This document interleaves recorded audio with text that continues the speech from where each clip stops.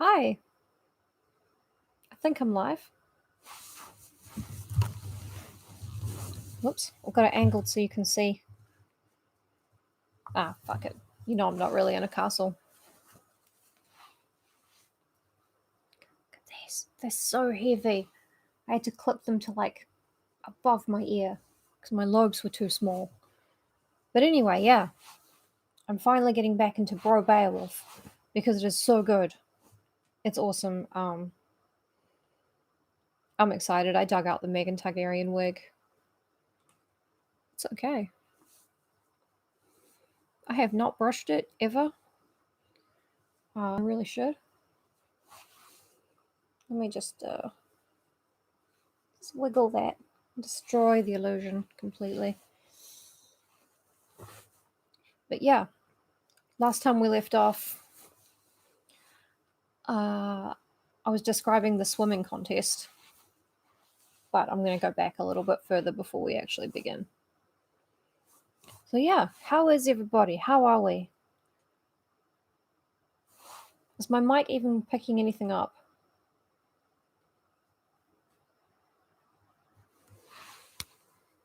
I'm not sure it is. Hey, can you hear me?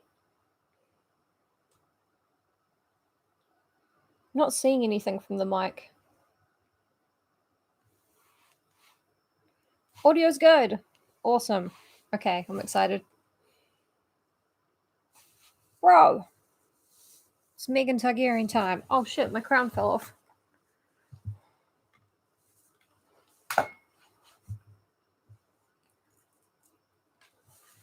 Probably because it's not a crown. It's like a torque, like a choker thing I got from the $2 shop, but my neck was too small. There we go. That doesn't look like a cheap prop from the 70s Doctor Who at all. It's gonna fall off again. That's okay. Alright. Hey, 5 people. I did say the first 10 minutes would be fucking around, but look at these. Oh, amazing. Yeah, they're clipped to my entire ear. The lobe was not sufficient. It wasn't big enough. It wasn't strong enough. And you can barely see them, so I think it was effort well made, actually. Okay, I don't need to lift the computer up. I don't need to prop it up on anything. Not really. Audio's good. The illusion is not ruined. Emily's nice. I like Emily. And it's actually really nice to Hey, Josh! Were you here for the first bit? It is awesome. It's so good. It's my favorite Beowulf translation. I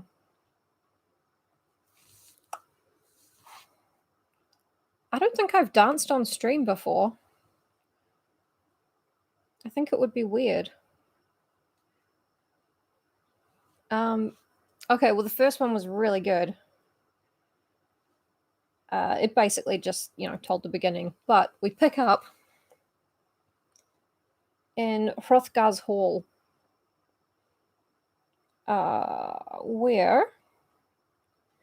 Okay, the idea... Oh, Emily's done. I thought Josh was like, hey, cool Megan Targaryen costume. And you were like, yeah, but have you seen the Megan Targaryen dance? And I was like, shit, that does sound like something I've done. Have I? No. I don't think so. I think I've seen Emily's dance, yeah. I think I've wooed all the villagers at one time or another. So Hrothgar, he has a mead hall. It's being terrorized because he built his hall next to the fens, or the swamps, or whatever, where Grendel lives. Grendel's a... But Hrothgar and his warriors, they're up all night, like, feasting and telling stories like Bro Beowulf, and they're being loud and really annoying. So Grendel murders people every night. And all these heroes come and they try and, stop them. And he murders them. And then Beowulf shows up. And I'm going to pick it up from the feast. Where Beowulf wants to come into the hall. Because it was a little bit after that we cut out. First time. I can't remember how I pronounced half of these things. By which I mean I can't remember how they are pronounced, but I'm going to be doing this a lot, I think. Revealing that I didn't bother to do anything about the Live for Years there. It's free content. What do you want? Starting off antagonistic. So Beowulf turns up with a bunch of guys, and he's like, I'm here to kill your Grendel. Yeah, exactly. I'm just not sure that Grendel is in the wrong.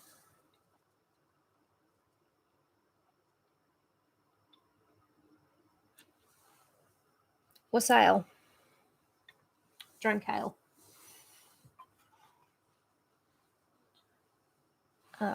That cup is a candy dish from Kmart without the lid. You can get them for $3.50 at the moment, I believe. And it's full of peach iced tea, cordial, and water. If anyone was worried that I was drinking that much amber liquid. I don't know what Megan's drinking, but that's what I'm drinking.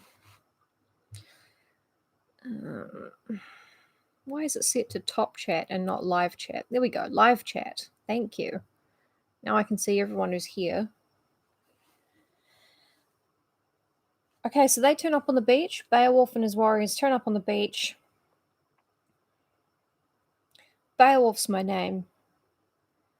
If the Halfdane's son, your leader and lord, will allow me to come to him, I'll explain my errand in a few words.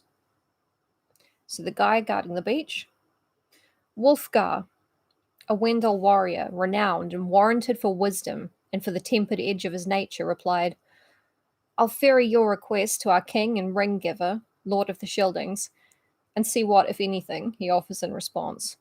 I'll return with his answer as quickly as he gives it me. And that's where we're going to pick up. He went with haste to Hrothgar's throne. The old man was grey, huddled in pain with his retainers. Bold Wulfgar stood submissive at his shoulder. He knew the score. He whispered the matter to his lord. Geatlanders have come, ashore, sea sullied from their long sail. Their captain and compeller is called Beowulf, and he petitions for words with you. Hrothgar, most generous, don't deny them. They're well-dressed, thus well-born, and thus worthy. And the man who led them here, he looks so right. His chest broad in girth, his armor blazing bright, blatantly of noble birth. Hrothgar, the Scyldings' helm, lifted his head. Beowulf, I knew him when he was a boy, and I knew his daddy too, Ecgtheow, with whom Hrethel the Geat bedded his daughter down. Their son and heir is here to bring health to me. A crew of mine once crossed to Geatland with gifts from me to his father, and they brought back a cargo of stories.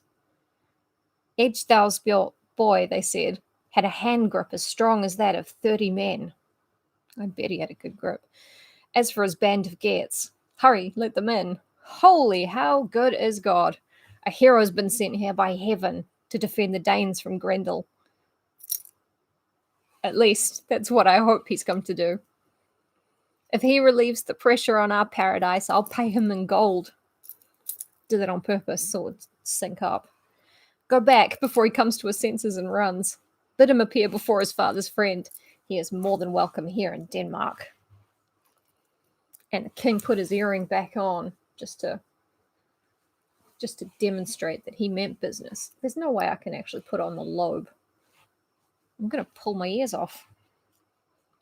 It's going again.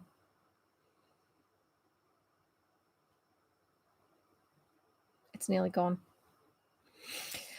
Wulfgar returned to the gates, stood at the door, and said, "My king, the East Danes' leader in arms tells me he knows your father, and that your seafarers are welcomed into Heorot. Heorot's the hall, by the way. He hails you as you would homecoming soldiers.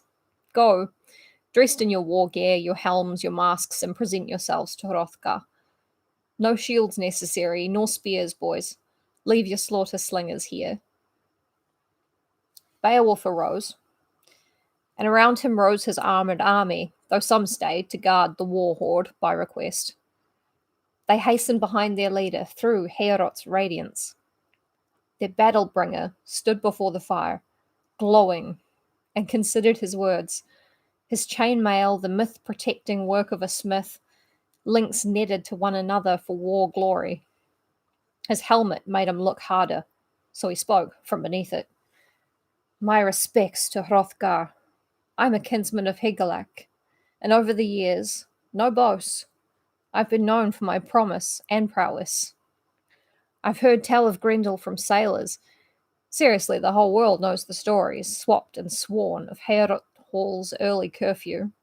How every night you surrendered a silence when the sun sprints out of heaven, leaving the celestial dome dark. Every elder knew I was the man for you, and blessed in my quest, King Hrothgar, because where I'm from, I'm the strongest and the boldest and the bravest and the best. Yes, I mean, I may have bathed in the blood of beasts, netted 5 foul ogres at once, smashed my way into a troll den and come out swinging, gone skinny dipping in a sleeping sea, and made sashimi of some sea monsters. Anyone who fucks with the Gets, bro, they have to fuck with me. They're asking for it, and I deal them death. Now I want to test my mettle on Grendel, best him, a match from man into meat. Just us two, hand to hand. Sweet. Let me ask one thing, though." "Thank you, Josh." "Let me ask one thing, though. King of the Bright Danes, friend of men, dire defender against the dark, he who knows what it means to fight. Trust me on this. Don't refuse my humble request. We came a long way, me and my men, to conquer your curse and cleanse Heorot. This task should be ours and ours alone, as discussed. I'm told your pest mocks metal. In that case, I'll make my man Higelac proud, his fame fiercer. Your boy will enshroud his blade and fight with fingers and nails. No sword, no shield, no safety net, nothing but my grip, a hand-clasp battle to the death. When we see who wins, we'll know who's got God's favor. If it's Grendel, I'll be a mere chapter in his gory story. He'll feast on Geats, ripping my men limb from limb, and I won't be there to protect them. I'll be dead too, cheekbones chewed and face forgotten, my body dragged to his lair where he'll fare alone on my severed head, make banquet of my flesh. He and I, alone again, naturally. Don't cry for this broken boy. Don't lay out what's left of me. If warfare revokes my pass to Earth's kingdom, just send this mail shirt made by Wayland, willed to me by my grandfather Hrethel, to Higelac. Horrors happen. I'm grown. I know it. Bro, fate can fuck you up." This is an incredible speech, by the way. I just love it. I love it so much. Here's what will happen. I'm not even going to take any of my shit. I don't care. If he kills me, it's going to be so dramatic. It's going to be amazing. I almost hope he does. You can write a song about it. That's Beowulf. He is maximum drama queen. It's a translation thing. Yeah. I don't know about their habits of eating raw fish, but Hrothgar, The Shielding's own skull protector had some things to say. Beowulf, I count you a favoured fight friend now. Your father, I knew him from a feud, which he began by killing Haethelaf. That too, hand to hand. And Haethelaf was a wolfing, so that shit couldn't stand. Your father's country wouldn't keep him. They threw him out, and he set sail oversea to me. I was a young king of the Danes then, hauling up a hoard of treasure that ladder's rungs burnt beneath me. My brother Herogar had died, and he was the firstborn, the better. I was the lesser brother, but it didn't matter. I fixed your father's feud with fistfuls of old gold, my treasure shipped to stop his country's wound. Edgetheow owed me allegiance ever after. Oh, it hurts my head that the world knows of my grief, of Heorot's heartbreaker. Is there laughter in far-off places at me and at my men? I'm humiliated. My whole force is bent to Grendel's greed, and I'm short of saviours, bleeding the brave, feeding them to fate. God-giving ground, not to heroes, but to this 12-winter shit season. And yet, over and over, when golden mead was pouring, warriors swore their safety was nothing compared to Heorot's. They'd sleep with swords, with certainty. But when the sun rose, slaughter. Benches bloody, no sign of those brave soldiers. The floor a pool, where once it was a playground for poets. It's all written in red. Know before you dine, Beowulf. Your predecessors are deceased. But sit down, my new old friend. Boy, enjoy the feast. Take your place in the tale of my heroes and their hopes. They're so dramatic. I just love it. Oh, that mention of mead really got me. I think this is so funny. I'm going to do it a lot. Also, I do need to have a drink.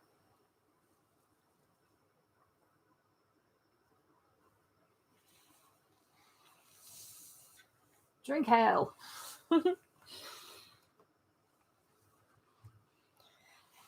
Scratch him to death or die trying.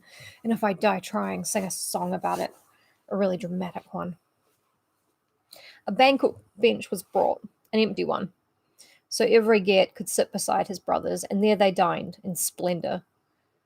At their shoulders stood a server, and he held a jewelled ewer filled with mead, sweet for singing and for feasting.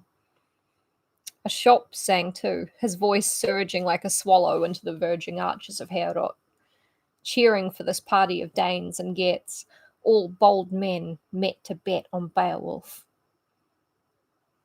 I love the rhythm. It's really very true to the Anglo-Saxon kind of. It's amazing how she's done it. I'm in awe, honestly. Okay, here's where we got cut off last time. I actually have some mead. I'm not going to drink any. I have a tiny amount left. Not much of a drinker at the moment because on my meds I get like super hungover. Megan's cup is probably full of mead. Yeah.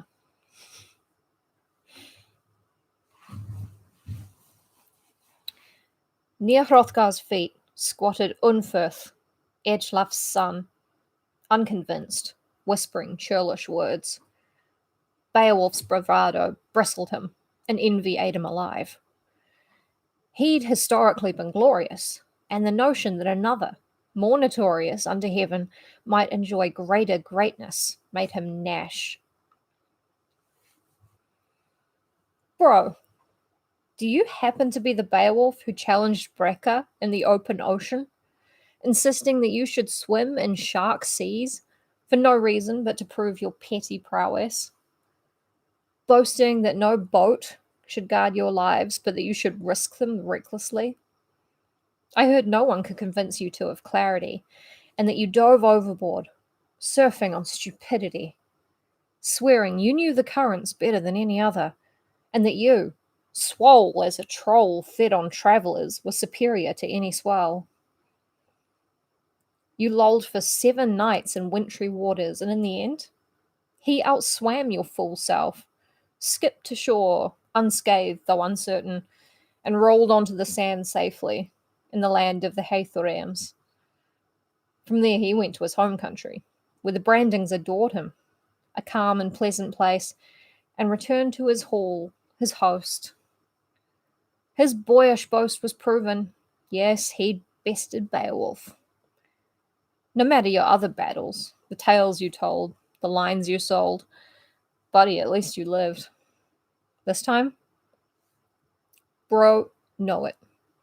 No one's ever lasted a night clasped in Grendel's arms. Beowulf, Ecgtheow's son, wasn't fazed. He was so unfazed his helmet or crown flew off.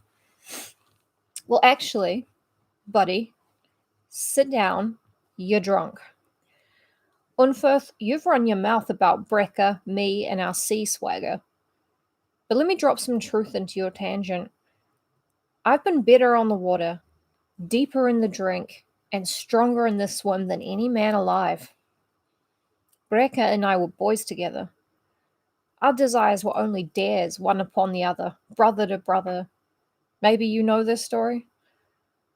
But hold up, I forgot. You've got no brothers left. We declared ourselves adventurers, and so we swam, swords in hand for safety, unsheathed, father forged. We knew there were sharks. No one here's stupid. He couldn't float freer or swim straighter than I, and I had no urge to leave him or lose the lesser swimmer. I was Brecca's lifeguard. I knew my duty. The rains rocked us, and storms shook us, and for 5 nights we floated, warring against winds from the north, the waves like blades, bone cold until the last. We were blown apart, the biting beasts of the bottom rising up to roaring me, wrestling me to the seafloor. All that held me was my armor, clasped hands made of gold, chainmail gainsaying waves, and wet, the work of ancestors forging my ferocity. It kept me bold enough to fight when a monster grabbed me, dragged me down, and gripped me, ripping at my skin. I was pinned, swaddled in squalor. Last chance, I took it. I put that monster down. I made it a sleeper as it leapt, severed its spine, spiked its skull, and split it into smithereens. My own strength sank that sea monster. And soon I was fighting again, lower than any human sight, outside even the edges of God's light. Dark deeps, hell's creatures in them, swinging my sword beneath the eyes of the world. I would not be eaten, nor beaten, no skewered swimmer I, no drowned dinner for a circle of cold companions, gobbling my guts, glutted on my gold. At dawn, I surfaced in a slurry of scales, floating flotsam where formerly there'd been fangs. I'd sacrificed myself to save every subsequent seafarer from deep despair, and the monsters of the dark were gone. The east was gilded with God, and the sea was smooth. I could see the shore, the strong cliffs rising, built of their own bruises. If a man's brave enough, fate, when on the fence, will often spare him.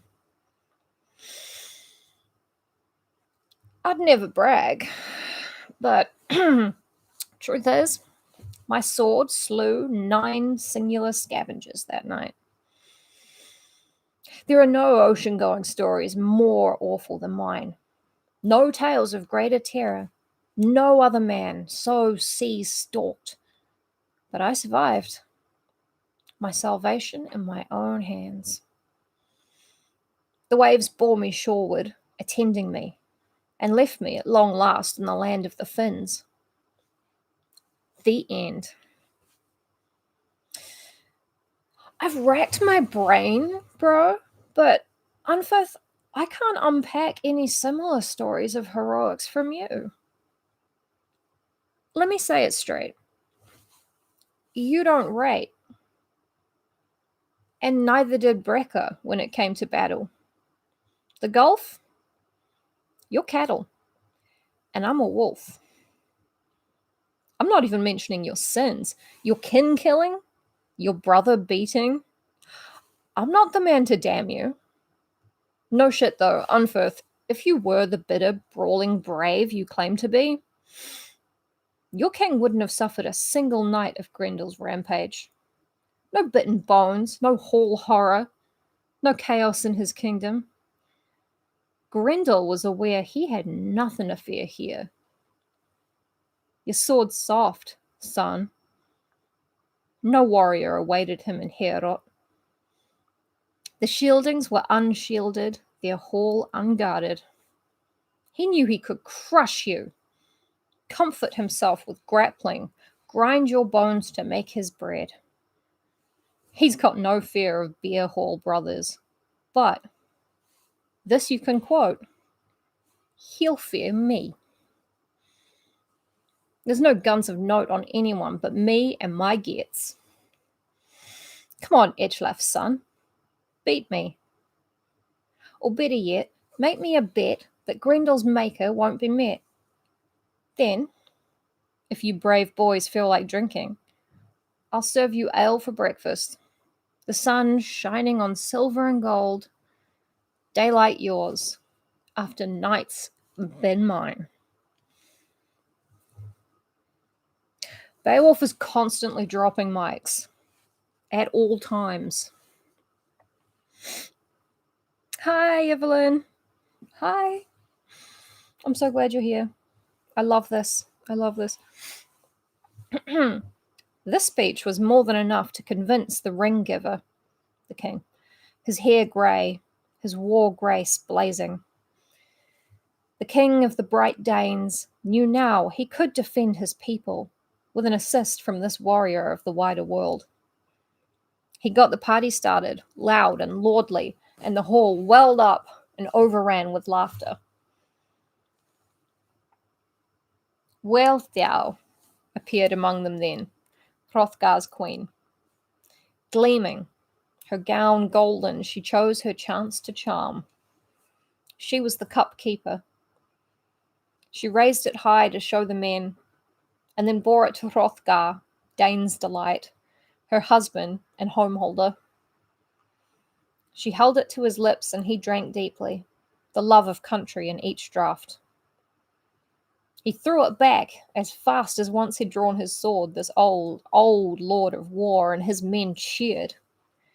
She went round, a helming hostess, treading with purpose, rings shining, beer-sounding soldiers, old and young, both of her own house and the sea slayers, goblet held to her breast. Hashtag blessed. That is in the quote. That is in the story. That's not me.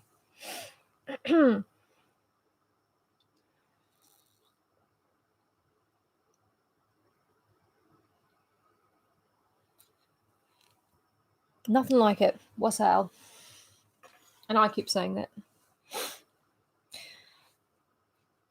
At last, Beowulf was before her, fingers outstretched.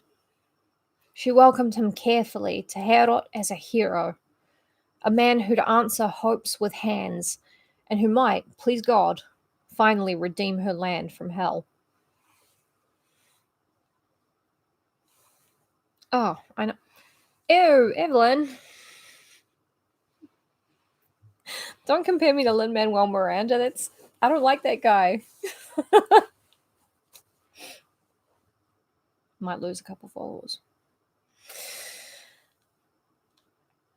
I don't care. I also went swimming and punched a dolphin. What? What is that?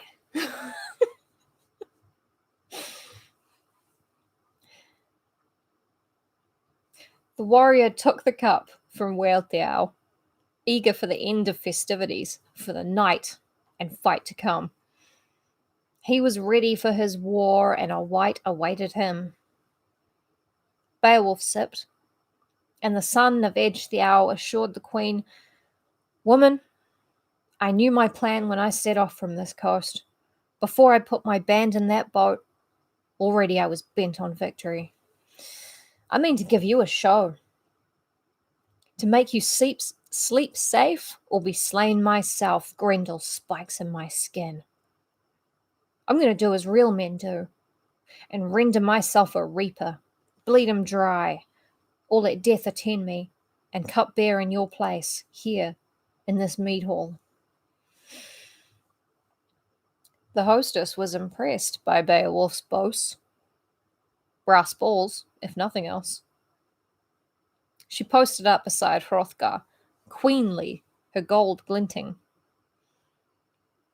There was more celebration, the kind of party that hadn't been heard of in a while. Rowdy and riotous, loud with laughter and proud poetry, until the half-Dane's ear arrested rhyme for rest. The fiend, he knew, had been silent, subterranean while the sun shone. But now it was night. Darkness draped the earth. The happy hall would soon be a demon's domain, the men his dreadful diet. Shadows slunk from the swamp, and mists mossed the cliffs and hillsides. The men stood witness as their leaders took leave. Oh, I love this. I love words. Words. I love them. And these are put in a particularly dope order.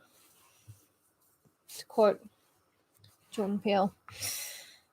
Hrothgar wished luck on the late lingerer, gave him all hall power, and proclaimed, "I have never, not in all my years of shield bearing, trusted any other could hold this hall from horrors. It's yours tonight. May you ward it well. It was built for the tenders of the flame. Keep your reputation in mind, and stand unyielding against the brute. If I find you alive in the morning, I'll reward you beyond your wildest dreams." Ooh, honey whiskey. Ooh.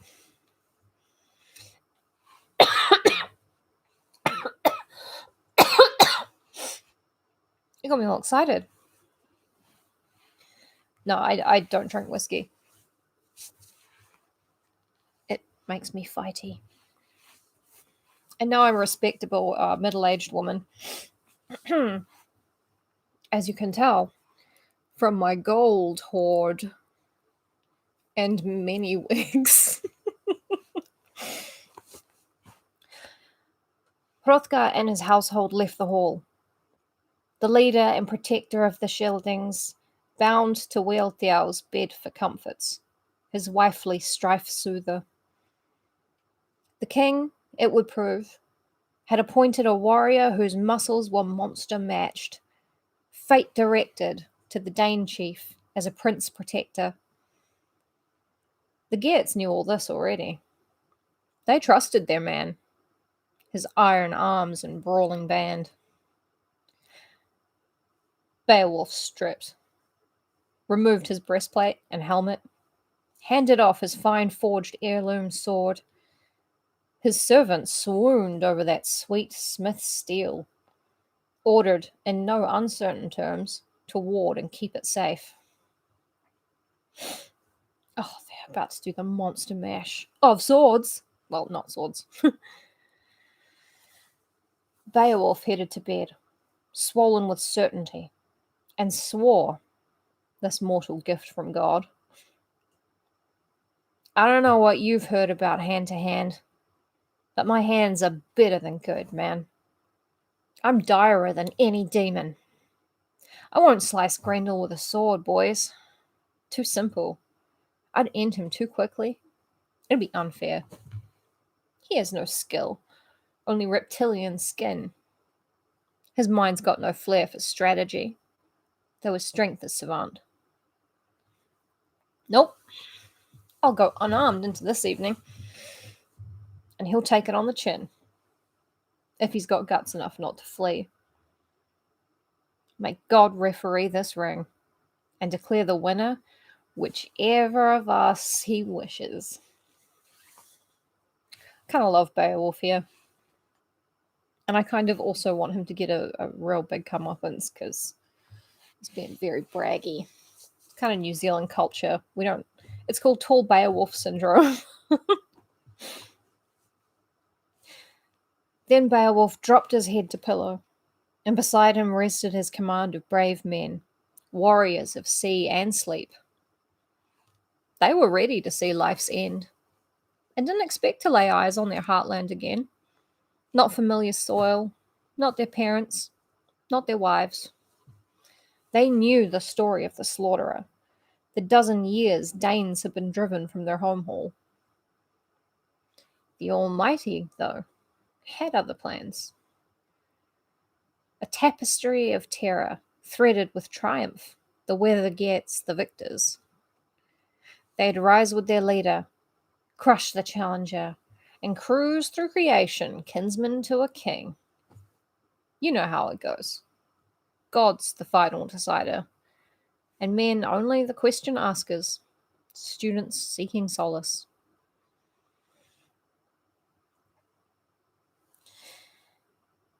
In the dead of night, Grendel emerged. A predator, without need of torch, surged to the shadows. Nearly all the guards were sleeping, chins to chests. They'd stitched themselves to God and knew no enemy could hem them in, not without almighty approval. Just one Thane waited, feigning sleep as the hour grew late. He lay awake, on high alert. Hidden by fog, Grendel roved the moors, God cursed, grudge worsening. He knew who he hunted. Jesus Christ, it's Grendel. Come in, Grendel. She's such a naughty Grendel. Gods will decide it's a graveyard smash. That is how it is. You're correct. Hidden by fog, Grendel roved the moors, God cursed, grudge worsening. He knew who he hunted. Wine drunk, mead met men, and he pined for his prey. Under storm clouds, he stalked them, in his usual anguish, feeling a forbidden hearth, that gilded hall on top the hill, gleaming still through years of bloodshed. This was not the first time he'd hunted in Hrothgar's call, but never before nor later had he had such bad luck. No unworthy had historically lain in wait. The warrior worked his way toward the war, his head and heart hurting, and arrived at the Iron Cross door. Its hinges howled a welcome, and his rage ratcheted up. He flung the hatch wide and leapt into the mead room, over decorated floors, into the hold, fury frothing. His heart crowed as he counted them, man by man, nested together, roosting like roasting chickens. He'd be the sort of fox that stalks the night, eat his fill, no coup remaining, no bill, only feathers loose on the floor. Before sunrise, he planned to prize souls from skeletons. His weird, though, would no longer be writ in others' blood. Red footprints to the door and out, the moors, the mere. No. Tonight was the night Grendel's goose would be cooked. His funeral banquet bruised and blue.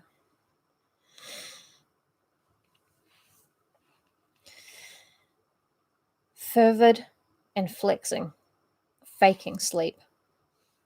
Higelac servant spied from his bench, scanning, slit-eyed, the long, haunted hall, awaiting the hunted hunter. At last, his enemy struck. Jesus, it's like she knows what I'm saying.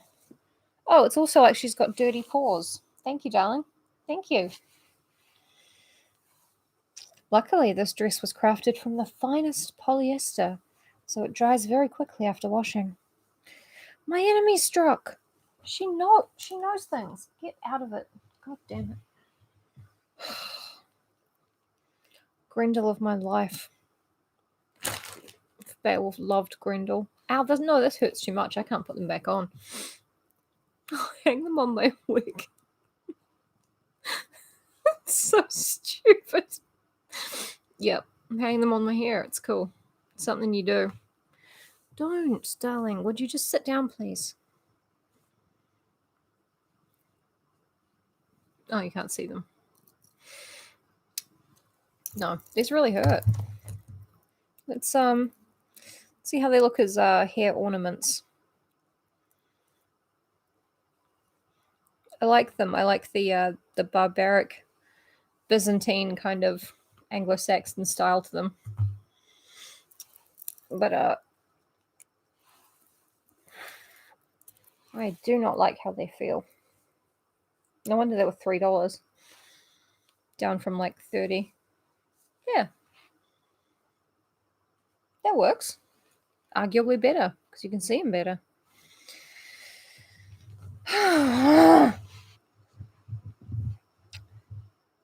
So Beowulf, scanning slit-eyed the long, haunted hall, was awaiting the hunted hunter. At last his enemy struck, snatching a sleeper, sucking him bone dry, staining the pale planks red, grunting, gobbling, gnawing him limb from limb, here a throat, here a head, fingers, feet, dead. Hands outstretched to slaughter a second, Grendel dropped his first course, spotting the bed where Beowulf slept. He gripped that sleeper, though, and found himself constricted, his own hand grabbed by a commanding get. The grasp began the tear that would take Grendel out, rendering him a revenant in the hall he'd always revelled in. His bones cracked, but he could not wrestle free from the clasp, war wedded to a woe-bringer who clung like no human ever clung, keeping him close. Oh, when Beowulf does it, he's a hero, and when I do it, I get dumped. Okay, fine. Sorry, interjection. Grendel was an unwilling draftee, never bested before, nor held hostage. Now, Higelac man, chanting the boasts he'd made his bed rhyme, climbed from the covers to get a better grip. Knuckles buckled, joints unjoined. The attacker became the attacked, racked with pain, attempting to escape, to race from hall to fens, his hidden highways. His own grasp unlatched, his flesh locks loosened, try though he might to divest himself of Heorot and return home, dive into the dark and abide with any awful thing there, stay in stealthy health for the rest of his days. The room shook, benches splintered, and Danes dreamt of doom or quivered, questioning. The warriors wrestled, muscles bulging, and raged, screaming for their lives, and the hall trembled but stayed standing. Its design fit for fighting, the wooden walls crossed with iron bands, a forest fettered together. Though from what I've heard, the mead benches stood on end and shattered, gold sigils no match for battle. The two fighters fought on in the rubble. I mean, damn, man, until this night, no shielding would have believed the hall could be felled by anything but flame. Its ivory and iron, its careful cantilevers. Tonight, though, it risked timbering.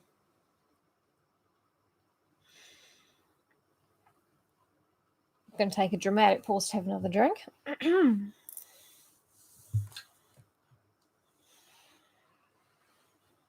This is funny every time.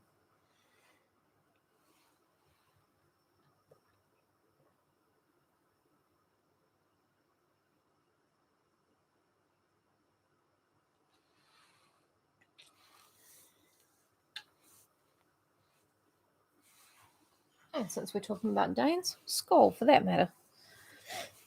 Thank you. You can get one too if you go to Kmart and spend $3.50 on a candy dish and remove the lid. Bang. You've got a big old plastic mead cup. Do not fill it with mead. This much. A wailing clamour rose again, echoing over the confines. And the North Danes listened to the sound of Doom's hammer, instability building a home in the hearts of those who heard it. The whole hill quaked with the shriek of that almighty abrogate, the loner's lament, handcuffed by hopelessness, losing to an unforeseen leader. The warrior holding him was stronger than any monster, more muscular than any man.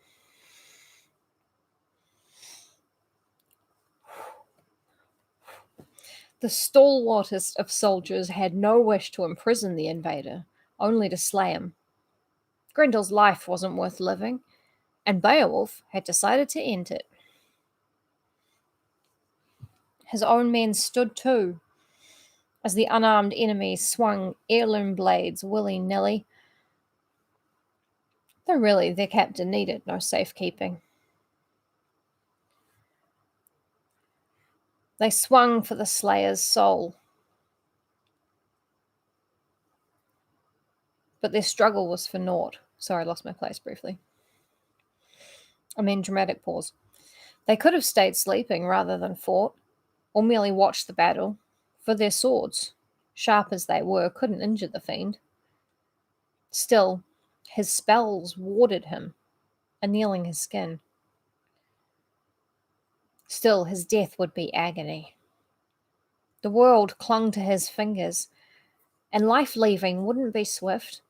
No existence snuffing instantaneous gift, but sickly, slow suffering.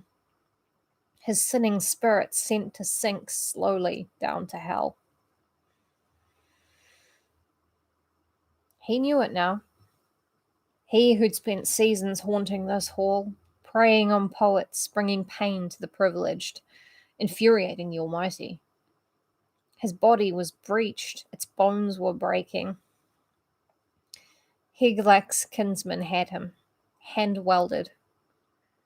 Each of them, living, cancelled out the other, as Cain had Abel, brother, unbrothered. Grendel's shoulder split, tendons twisting, arteries unscrolled, his limb worried from him, bested by fatal fists. Beowulf, the winner, Grendel, dismissed. He ran then for his grave, still living. He rushed to the water, wound weeping, lair his last longing. His hourglass was emptying now, his days done, and he knew it. Each heartbeat wrote its number in red, and the Ring Danes were delivered of their wretch with a ring. This enemy was dead.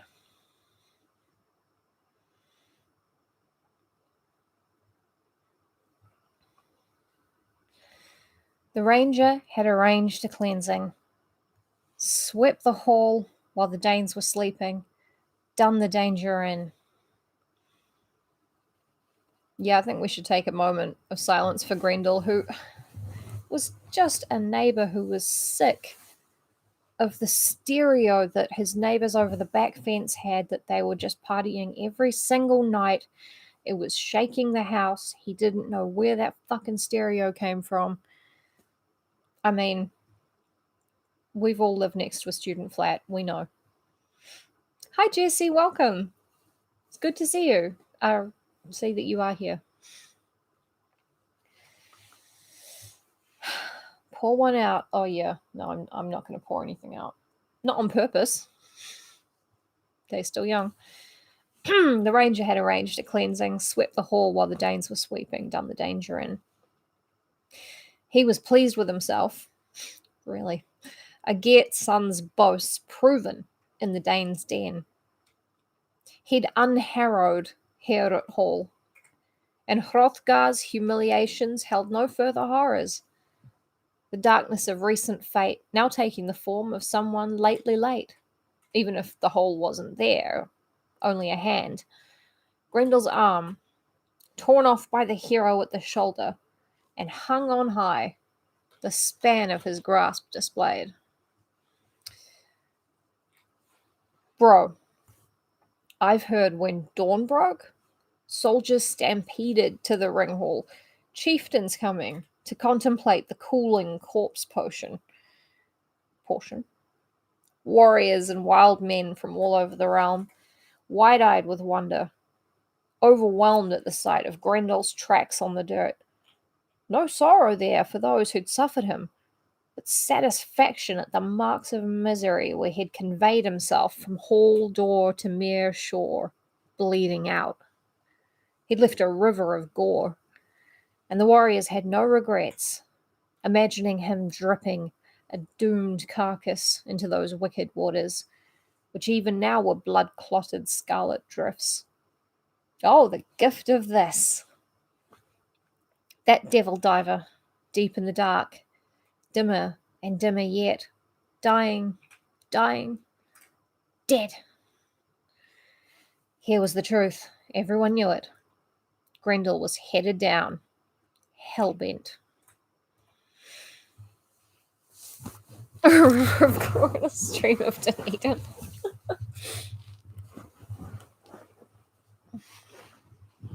Sorry, just got to sit up because it's not the most comfortable reading spot. But it's pretty good. Off they went, the elderly officers and the young men behind them, all mounted, white men on white horses, praising their heaven-sent hero, Beowulf, with every word they spoke. Not north, nor south, nor anywhere, they said, was there a man more qualified to be king.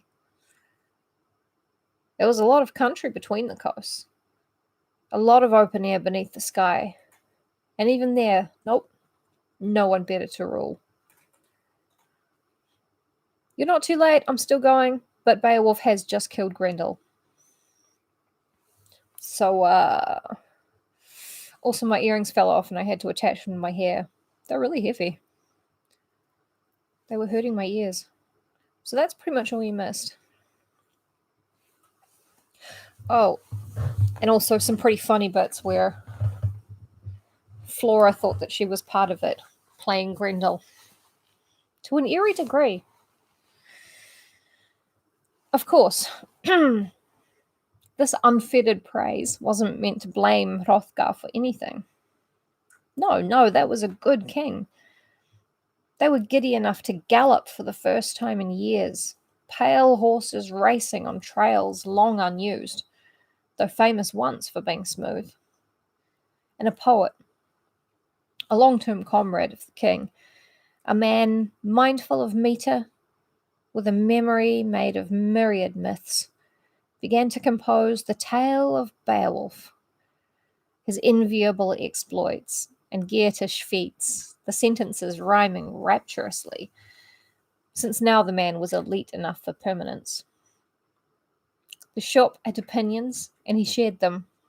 Compare, contrast. Stories he'd heard about another warrior, Sigmund.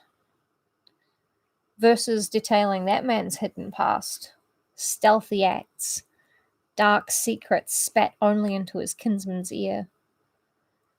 The world roaming of Wales' defiant ear.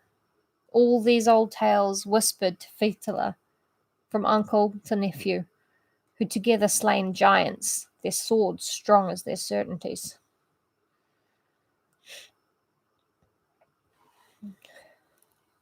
Yeah, it is. It's always really great going back.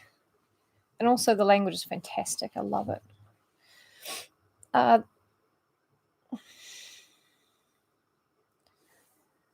Sigmund, the Sigmund mentioned here, I believe, is my ancestor in real life.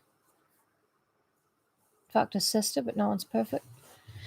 After he died, Sigmund was shaped into story glory for his crowning kill, cutting through the hide of a hoard holder, a dragon whose cave he'd crawled inside, outrageously alone, even without Fitila. He was fortunate in his fortune hunting. His sword stabbed the serpent, sliced it like butter straight through scale to stone, and the dragon died, leaving bounty and bones to Whale's son, who claimed the treasure for himself. He loaded his ship with glitter. The dragon, even dead, was so embittered it melted, smelting dark intention into the metal. Oh, you're the dragon now, are you? You finished being Grendel and now you're the dragon? This is Megan Targaryen's little dragon.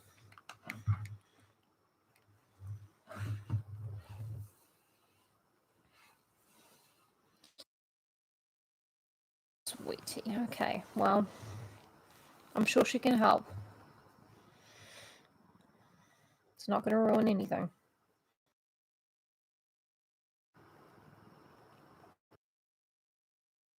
Everyone knows Sigmund's name, the most famous exile. And his fortune swelled in the years after King Hermod lost his way. That king was attacked and betrayed, stung in Jutland, ultimately undone. His mood swings had mauled his men, emboldened his foes, and fractured his friends. Senility was suspected, and his advisors had relied on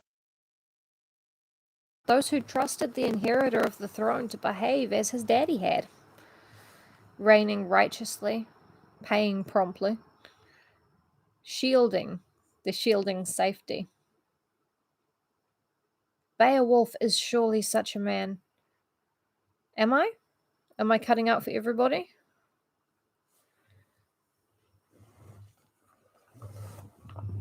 You have to adjust everything when you sit down. Yes.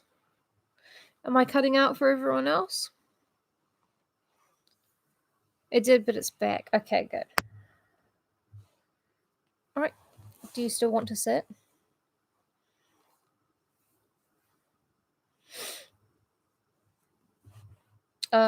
Okay. Well, I tried to have an illusion of a castle earlier, but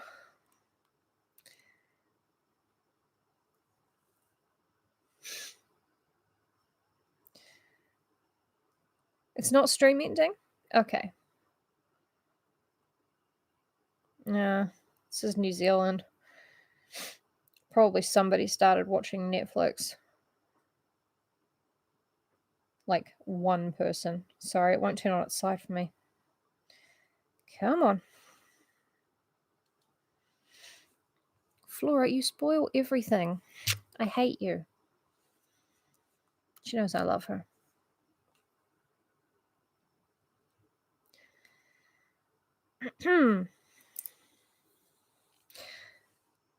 Reigning righteously, paying promptly, shielding the shielding's safety. Beowulf is surely such a man, adored by friends and men and every living thing. But other kings have hoarded horrors in their hearts. While the shop spun, Danes and Geats raced, harrowing the highway with hooves. The sunlight was bright and brighter, and young men herded themselves to Heorot, to gape at the gory glory therein. The king himself, hoary, hallowed hoard holder, ring bringer, came boldly from out of the women's wing, good man incarnate, flanked by ranks of ladies, his queen beside him, and paced a path from maid hall to mead hall. Hrothgar stood on the stairs, staring at the ceiling he'd commissioned. Amid gold and gleam hung Grendel's attrition, a lacerated limb. He just left his arm behind. But then died of massive blood loss, out in the dark. I'm saying that for Josh, who wasn't here. Not for Josh, who was here.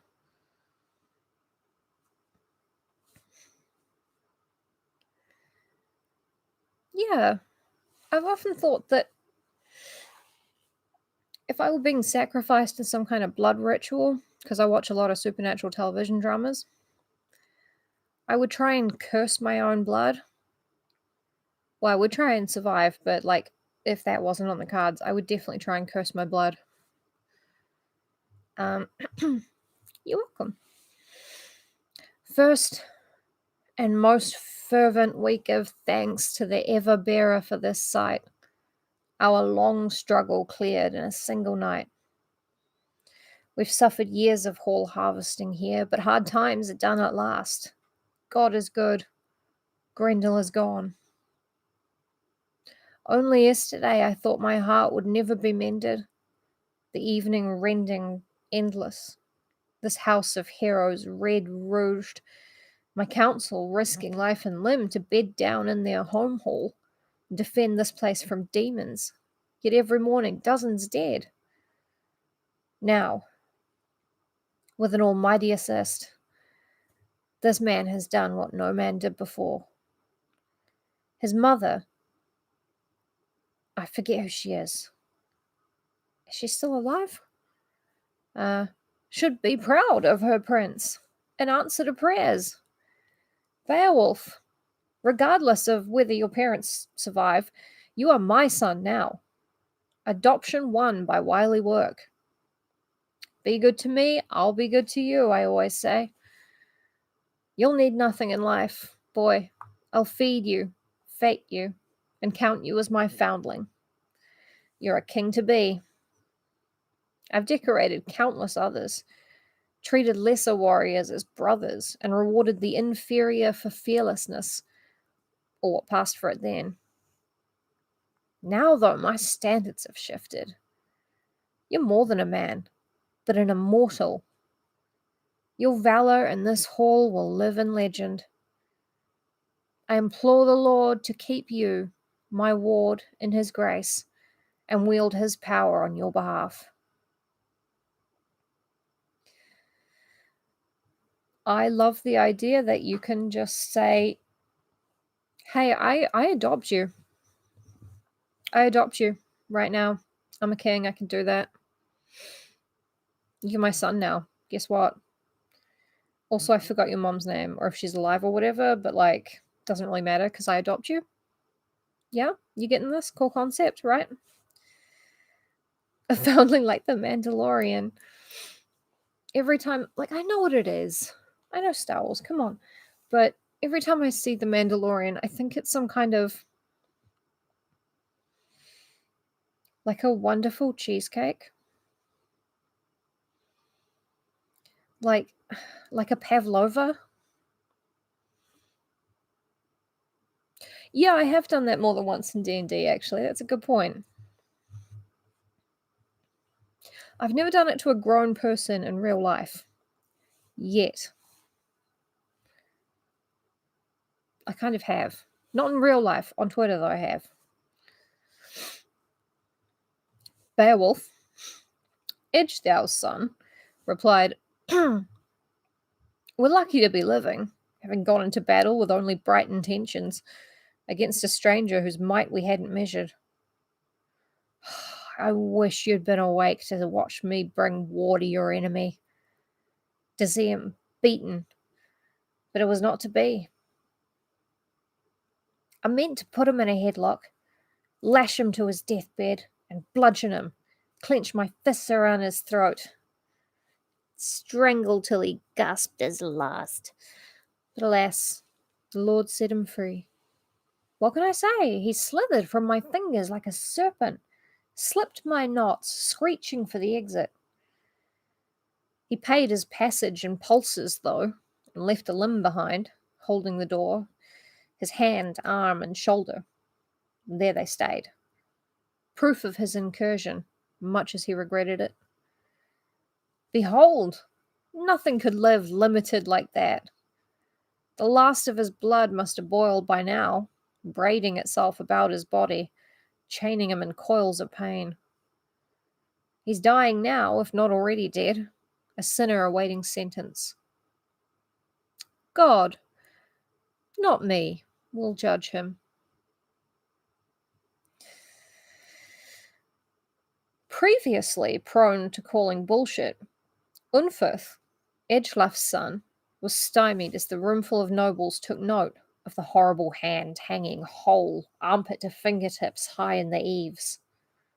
The nails were notorious, hard as though smith-forged, and the heathen's hand was calloused as a carpenter's, weathered by work and warring. Everyone swore to what they'd seen. No sword could stab through that skin. No fight fang tear it. It is the horror movie thing. No, I'm going to keep that there, so it doesn't fall down and startle her. Then all hands were hauled on deck by order of the king to restore Heorot to its former splendor. Citizens, resurrecting glamour blunted by gore. The golden threads and tapestries, depicting scenes of sweeter times, distractions and gleaming designs, now hung haphazard in this ruined room. Reinforced as the walls had been, they were still wreckage. Door hinges bent, braces broken. Only the ceiling remained uncracked.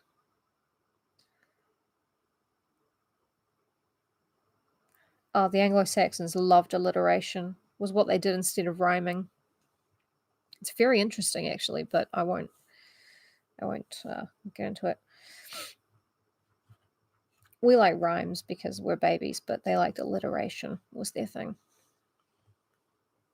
It's like kisses on the head of Flores. Only the ceiling remained uncracked. The intruder had fled first, afraid of expiring far from home. Death, no matter our desires, can't be distracted. We know this much is true, and it's true for all souls. Each of us will one day find the feast finished, and, fattened or famished, step slowly backward into their own dark hall for that final night of sleep.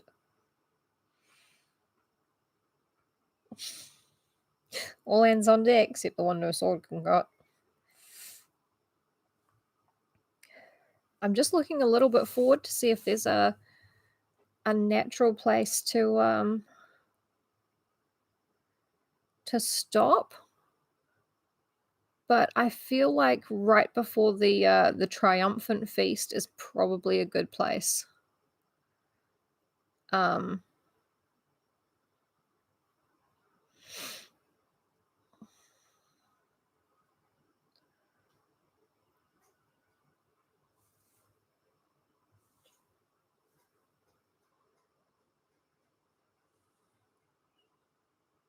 Oh no. Oh no. Oh no, no, no. Sorry. Okay. Part 3 tomorrow. Fitz is murdering a bird outside. I gotta go do something about it. Bye. Goodbye. I love you. What?